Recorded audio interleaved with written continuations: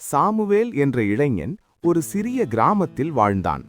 அவன் தினமும் தேவாலயத்திற்கு சென்று ஜெபிப்பான்.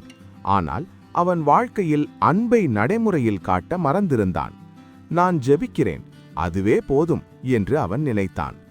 ஒரு நாள் அவன் வேலைக்கு செல்லும் வழியில் சாலையோரம் ஒரு முதியவர் பசியால் தளர்ந்து அமர்ந்திருப்பதை பார்த்தான்.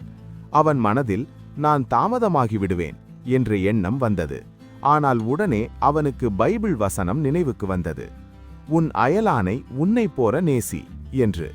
சாமுவேல் நின்று தன்னிடம் இருந்த உணவை முதியவருக்கு கொடுத்தான். அவனை அருகிலுள்ள மருத்துவமனைக்கும் அழைத்து சென்றான். அந்த முதியவர் கண்களில் கண்ணீர் மல்க, மகனே, இன்று நீ எனக்கு தேவன் அனுப்பிய தூதன் என்றார். அன்று சாமுவேல் வேலைக்கு தாமதமாக சென்றான்.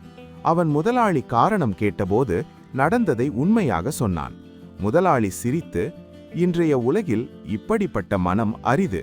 நீ வேலை இழக்கவில்லை, மாறாக நீ உயர்வு பெறுகிறாய் என்றார். அந்த நாளிலிருந்து சாமுவேல் மிக மகிழ்ச்சியாக உணர்ந்தான்.